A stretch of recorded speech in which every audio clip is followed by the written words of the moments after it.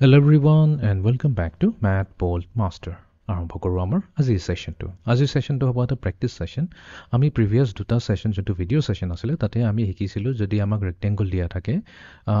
যদি আমাক কিছুমান ইউনিট স্কুৱেৰ এৰিয়া দিয়া থাকে সেইটোৰে আমি ৰেক্টেংগল কেনেকৈ বনাওঁ ঠিক আছে তো তাৰে ওপৰতে কেইটামান আমি প্ৰেক্টিছ প্ৰব্লেম সলভ কৰিম so' let us begin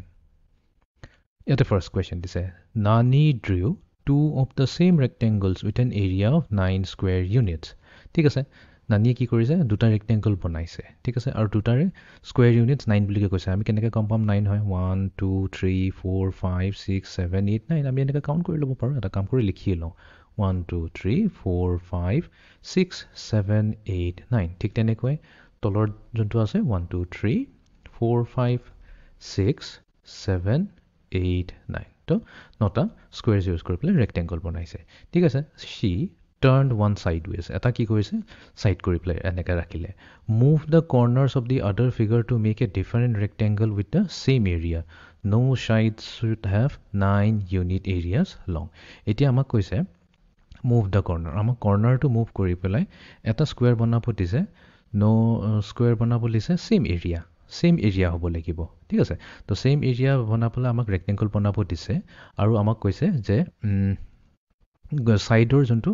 length হ'ব সেইটো 9 হ'ব নালাগে যেনেকা এইটো ৰেক্টেংগল যদি চাওঁ এই ৰেক্টেংগলৰ লেংথ হৈছে 9 ঠিক তেনেকৈ আমি এই ৰেক্টেংগলটো যদি চাওঁ ইয়াৰো লেংথ হৈছে 9 তো আমাক কৈছে যে নতুন ৰেক্টেংগলটো যোনটো বনাম সেইটো আমাৰ 9 হ'ব নালাগে বুলি কৈছে তো আমি কেনেকৈ বনাম আমি জাষ্ট এটা বস্তু ধ্যান ৰাখিব লাগিব আমাক টোটেল লাগিব 9 ইউনিট স্কুৱেৰছ 9টা ইউনিট স্কুৱেৰছ লাগিব আমাৰ এৰিয়াটো ছেম ৰাখিবলৈ কাৰণে তো ইয়াতে এই যোনটো আছে আমি এই পইণ্টকেইটাক এনেকৈ আমি এইটো গুচাই ল'ব লাগিব এইটো আমি এনেকৈ চেঞ্জ কৰিব পাৰোঁ ঠিক আছে এনেকৈ আমি ডিফাৰেণ্ট গ্ৰেডত লৈ যাই পেলাই আমি কাউণ্ট কৰিব পাৰোঁ ইয়াতে কেইটা ৰেক্টেংগল আহিব তো ইয়াতে আহিছে আমাৰ 1 2 3 4 5 6 7 8 9 আহিছেনে নাই 9টা আহি গ'ল তো এতিয়া 9টা আহি যোৱাৰ মিনিংটো কি হৈ গ'ল এই যোনটো লেংথ হৈ গ'ল এইটো হৈ গ'ল আমাৰ 3 আৰু এইটো হৈ গ'ল আমাৰ 3 আমি যদি কাউণ্ট কৰোঁ কেইটা আছে ইয়াতে 1 2 3 4 5 6 7 8 9 তো একচুৱেলি আমি কি কৰিছোঁ এই 9টো কেনেকৈ লিখিছোঁ আমি কৰিছোঁ 3 মাল্টিপ্লাই টু 3 9 মিনিংটো হৈছে 3/3 তো তাৰমানে আমাৰ ইয়াতে আছে তিনিটা গ্ৰুপ তো এইটো হৈ গ'ল আমাৰ ফাৰ্ষ্ট গ্ৰুপ তাৰপিছত এইটো হৈ গ'ল আমাৰ ছেকেণ্ড গ্ৰুপ তাৰপিছত এইটো হৈ গ'ল আমাৰ থাৰ্ড গ্ৰুপ ঠিক আছে তো এইটোৱে হৈ যাব আমাৰ নতুন স্কুৱেৰ ঠিক আছে তো আমি এইটো ভেৰিফাই কৰি লওঁ ঠিক আছে এতিয়া আমি যাওঁ next কুৱেশ্যনটোলৈ each small square on the grid has an area of 1 square unit তো এটা স্কুৱেৰৰ যোনটো গ্ৰিডত স্কুৱেৰ আছে সেইটোৰ এৰিয়া হৈছে 1 square unit move the corners of the figure তাৰমানে এই কৰ্নাৰবোৰ আমি মুভ কৰিব লাগিব ঠিক আছে আমি মুভ কৰি পেলাই কি কৰিব দিছে এটা স্কুৱেৰ বনাব দিছে with an area of 9 square units এতিয়া 9 স্কুৱেৰ ইউনিটছৰ এৰিয়া বনাব দিছে এইটোতো একজেক্টলি প্ৰিভিয়াছ প্ৰব্লেমটোৰ নিচিনাই হৈ গ'ল নেক্সট প্ৰিভিয়াছ কুৱেশ্যনটো আমি কি কৰিছিলোঁ আমি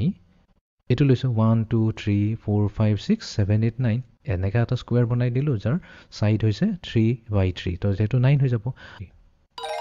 অ'কে নেক্সট কুৱেশ্যন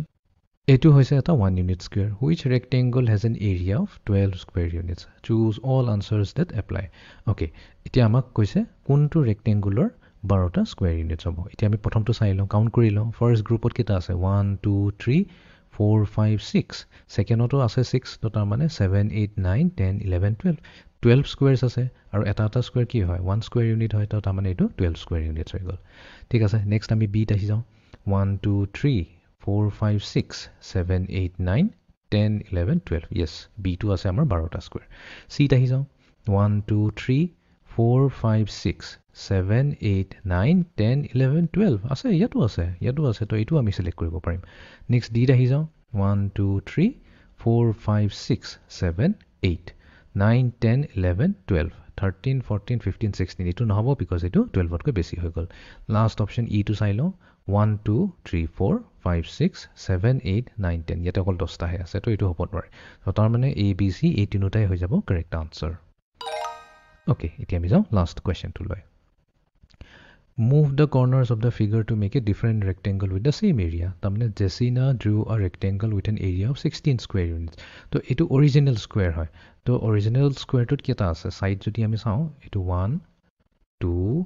3 4 ঠিক আছে এইটো হৈ গ'ল 4 আৰু এইফালে আছে 1 2 3 4 তো তাৰমানে এইটো স্কুৱেৰ হয় 4 তো আমি 4 মাল্টিপ্লাই টু 4 যদি কৰি দিওঁ 4 মাল্টিপ্লাই টু 4 হৈ যাব 16 বা আমি কাউণ্ট কৰিও চাব পাৰোঁ এইটো 1 2 3 4 5 6 7 8 9 10 11 12 13 14 15 16 তো এতিয়া আমাৰ 16টা যেহেতু ইউনিট স্কুৱেৰ আছে তো এইটোৰ এৰিয়া হয় 16 স্কুৱেৰ ইউনিটছ তো এইটো এনেও দিয়ে আছে কুৱেশ্যনটো আমাক কৈছে যে মুভ দ্য কৰ্নাৰ আমি কৰ্নাৰকেইটা মুভ কৰি পেলাই এটা ডিফাৰেণ্ট ৰেক্টেংগল বনাব লাগিব ছাচ ডেট সেই নতুন ৰেক্টেংগলটোৰ এৰিয়া এক্সেক্টলি 16 স্কুৱেৰ ইউনিটছে হয় বাট তাৰ ছাইডটো কিন্তু বেলেগ হ'ব লাগিব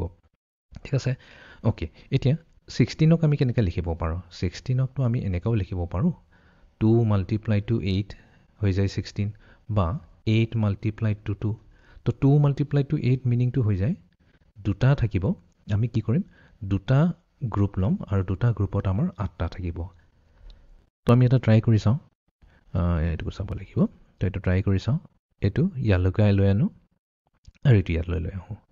এইটো তললৈ আহোঁ এইটো তললৈ আহোঁ আমাৰ তাত লাগে দুটা গ্ৰুপ তো এইটো টপ গ্ৰুপটো হৈ গ'ল এইটো ডাউন গ্ৰুপটো হৈ গ'ল তো 1 2 3 4 5 6 7 7 আছে তাৰমানে আৰু এটা লাগিব তো এইটো আমি এইখিনিলৈ লৈ আহোঁ এতিয়া আমি কাউণ্ট কৰি চাওঁ 1 2 3 4 পেনেৰে লওঁ 1 2 3 4 5 6 7 8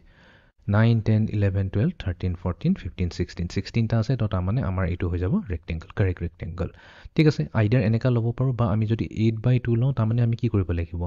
8টা গ্ৰুপ বনাব লাগিব তো 8টা গ্ৰুপৰ কাৰণে আমি কি কৰিম এইটো ইয়ালৈ লৈ আহোঁ 8টা গ্ৰুপ এইটো ইয়ালৈ লৈ আহোঁ আৰু এইটো ইয়ালৈ লৈ আহোঁ লেটছ চে তো ইয়াতে আমি যদি কাউণ্ট কৰোঁ এইটো হ'ব 1 2 3 4 5 6 7 8 9 10 11 12 13 14 15 16 আমি এনেকৈ কৰোঁ আমি কি কৰিছোঁ ইয়াতে এইটো গ্ৰুপ নম্বৰ 1 এইটো group number 2 group 3 group 4 group 5 group 6 group 7 group 8 8টা গ্ৰুপ আছে আৰু ইচ গ্ৰুপত কেইটাকৈ আছে দুটা স্কুৱেৰ্ছ আছে তো এইটো এনেকুৱাকৈও আমি এটা ৰেক্টেংগল বনাব পাৰোঁ তো আমাক কি কৈছে আমাক ৰেক্টেংগল বনাবই কৈছে তো যেনেকুৱাকৈ বনোৱা আনচাৰটো কাৰেক্ট আহিব ঠিক আছে তো এইটোৱে আছিলে আমাৰ আজিৰ ছেশ্যনটো create rectangles with a given area so' see you in the next session thank U